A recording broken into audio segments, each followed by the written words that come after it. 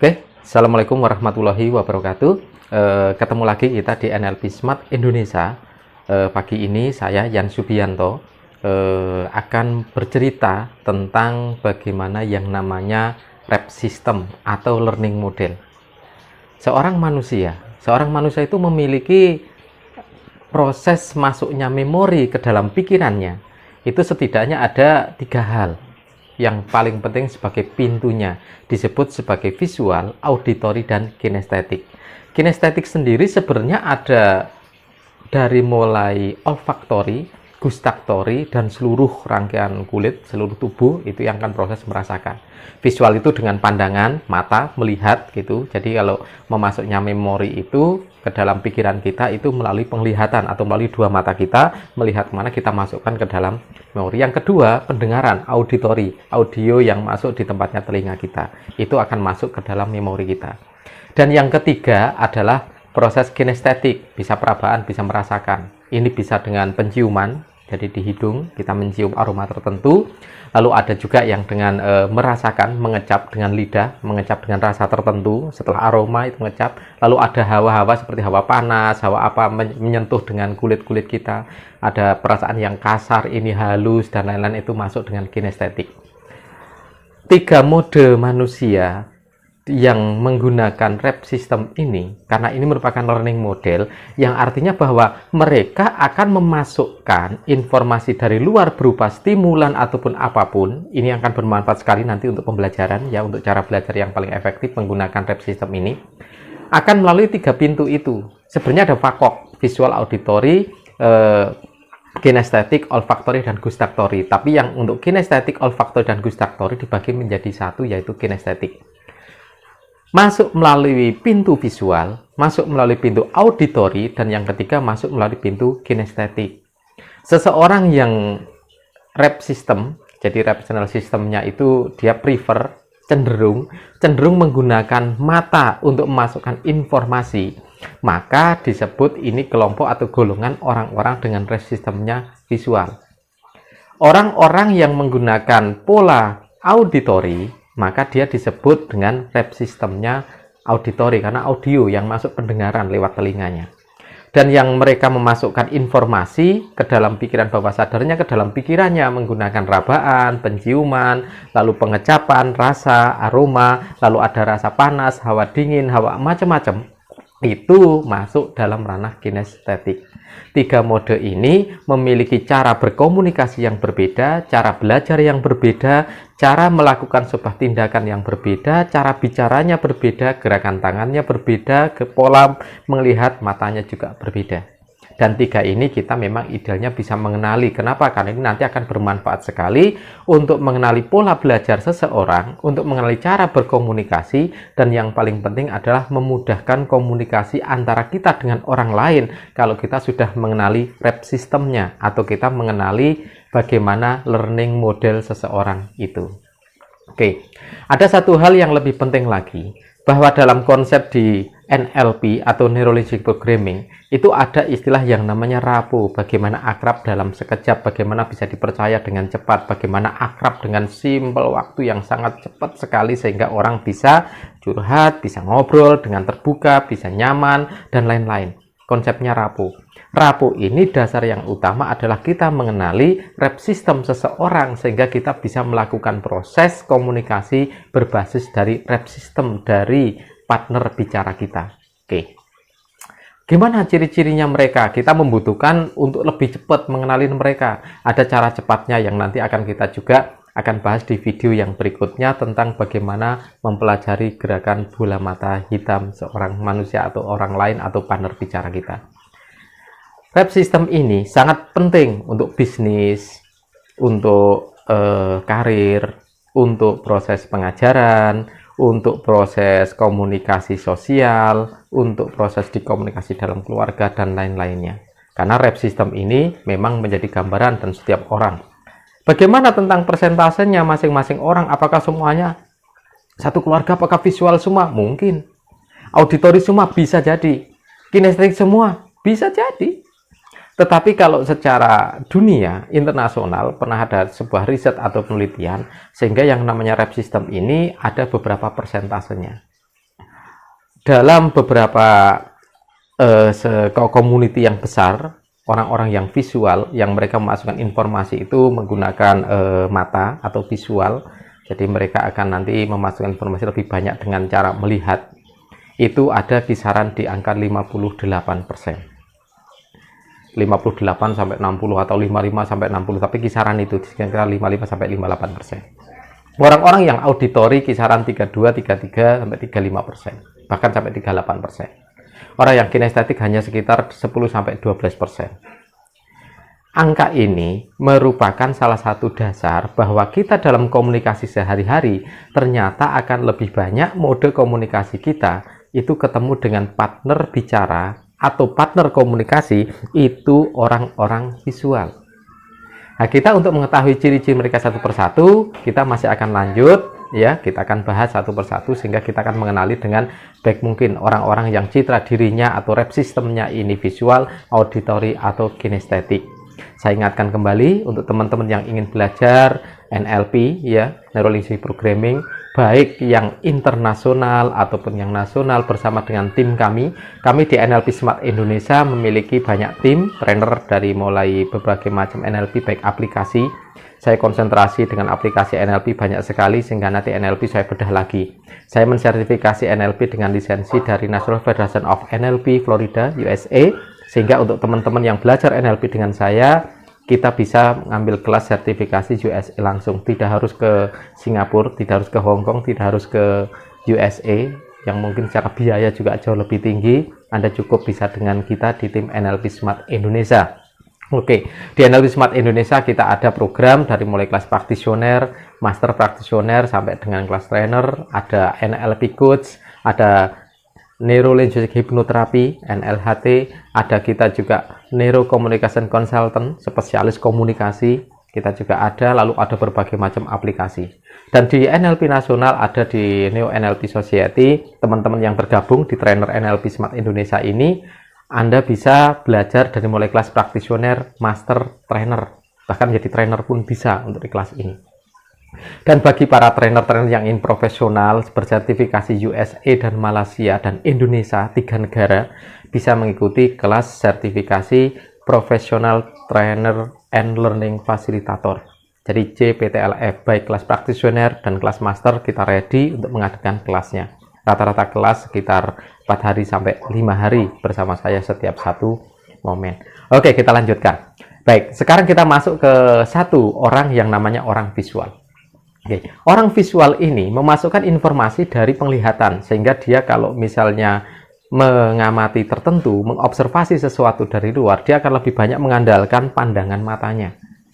Jadi dia akan lebih banyak menggunakan pandangan matanya. Orang visual ini biasanya matanya akan lebih dinamis. Dia melihat kemana-mana, ketika berjalan lihat kemana-mana, dan tangannya akan menyimpulkan dengan gerakan-gerakan yang ketika dia berbicara, itu akan banyak melakukan proses simbolisasi dengan gerakan-gerakan. Misalnya, oh ini besarnya segini loh, oh lebih besar lagi, oh ini pendek segini aja cukup misalnya. Nah itu contoh-contoh orang yang visual.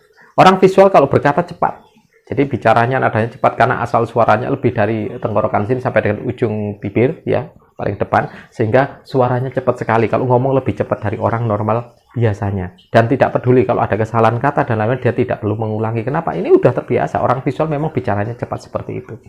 Oke, kalau jalan kaki rata-rata lebih cepat, langkahnya lebih cepat. Ini hampir rata-rata kalau orang visual. Kenapa? Orang visual itu bicaranya cepat, jalan kakinya juga cepat, pandangan matanya bisa kemana-mana, gerakan tangannya dia kemana-mana, cara berdirinya juga santai, lebih enjoy. Dan orang visual dalam hal berpakaian, dia akan menampilkan citra diri yang rapi, kelihatan berbeda, kelihatan. Kenapa? Karena orang visual memang ada visual yang menjadi titik utama. Dan predikat-predikat kata ketika menyampaikan sesuatu, orang visual itu akan menggunakan predikat-predikat kata yang ada nuansanya, nuansa ke arah visual. Pemandangan, warnanya, gelap terangnya, dan lain-lain. Itu orang-orang visual. Jadi kalau ada orang mengeluh visual kadang-kadang seperti ini. Coba, sekarang ini jadi PKL begitu, hari Indonesia itu menjadi krisis begitu repot. Bayangkan kalau Anda jadi saya. Bayangkan, katanya bayangkan. Keadaan apapun ketika menyampaikan dia menggunakan predikat kata yang arahnya visual, panoramanya, warnanya, hitam gelapnya atau cerahnya, bagaimana videonya vivid atau tidak, kelihatan cerah atau tidak. Ini orang-orang visual. Oke. Orang visual ini akan lebih banyak nanti ketika berkomunikasi dengan cepat. Dia akan lebih ingin melihat orang lain ketika dia berkomunikasi. Ingin orang lain itu berada dalam posisi yang cukup jauh sehingga dia bisa melihat ujung kaki sampai dengan ujung kepala dengan lengkap. Nah, itu yang memang dibutuhkan oleh orang visual. Jadi dia kalau berdiri, dia pengen komunikasi ya dengan lawan bicara tertentu, tentunya dia akan berkata dengan jarak yang lebih jauh dibanding dengan orang lain, sehingga dia bisa melihat dari mulai ujung kaki sampai dengan ujung rambut. Oke, saat duduk, saat apa juga sama. Oke, kita masuk yang kedua. Yang kedua adalah tipe-tipe orang auditori. Tipe auditori ini orang-orang yang mengandalkan untuk stimulan atau informasi masuknya itu melalui pendengaran, melalui telinga, sehingga disebut dengan auditori. Ya. Orang-orang yang auditori ini cenderung kalau berkata-kata ini akan jauh lebih tertata, perkataannya lebih baik, diksinya dipilih dengan baik, menyampaikan dengan sangat baik, sehingga kata-katanya benar-benar kata-kata yang enak didengar, nyaman didengarkan.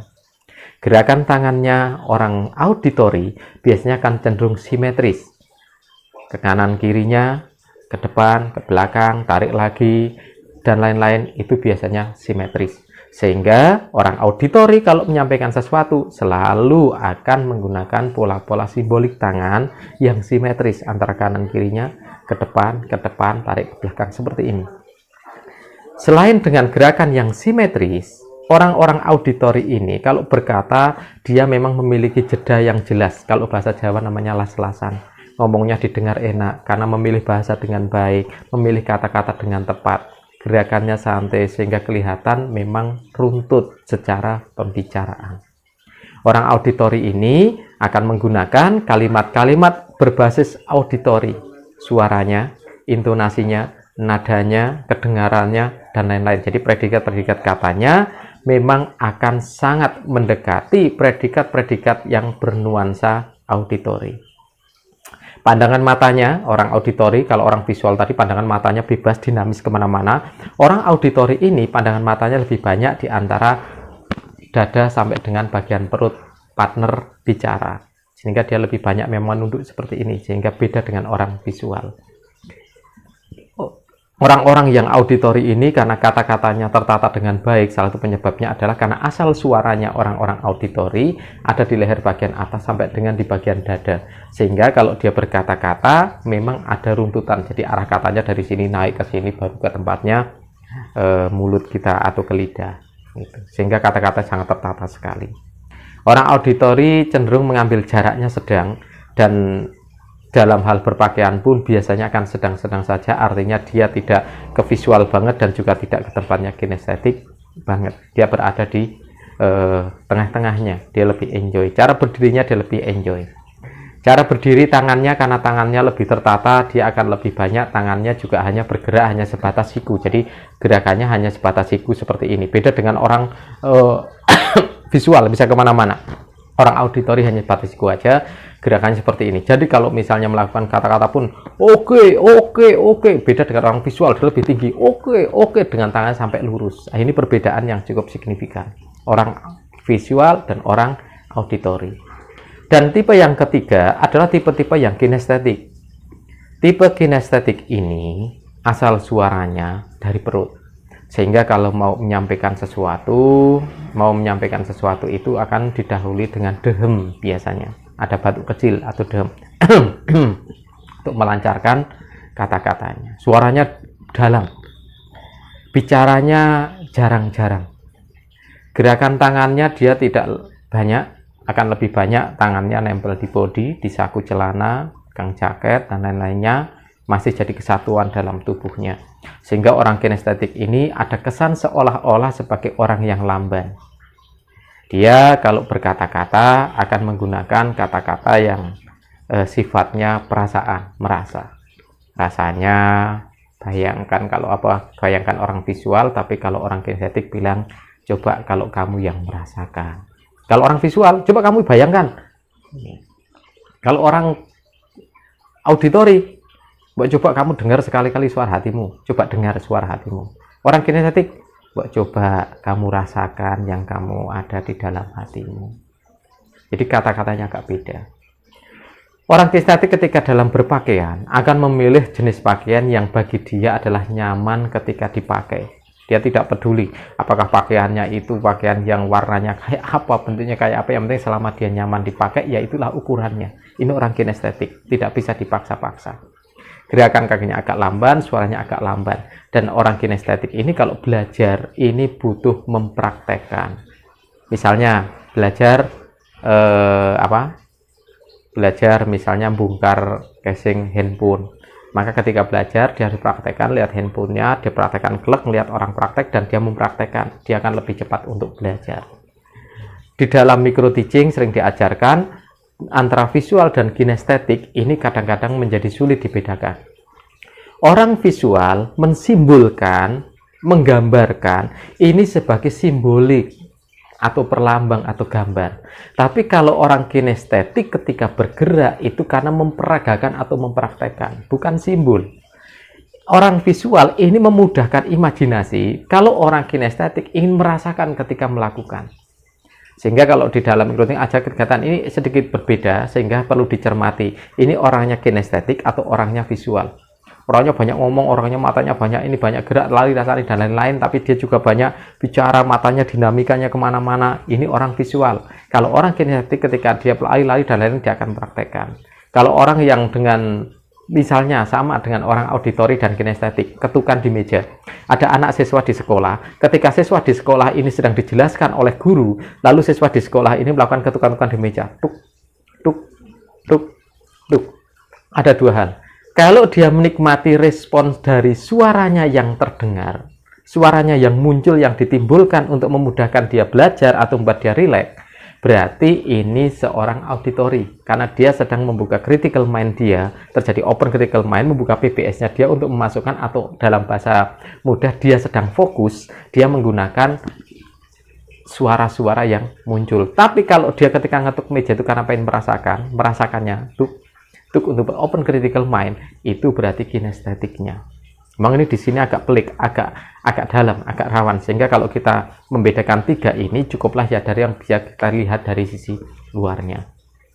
Apakah setiap manusia selalu terbagi dengan tiga kategori ini pure, bahwa misalnya si A ini visual, si A ini auditori, si A ini kinestetik? Tidak.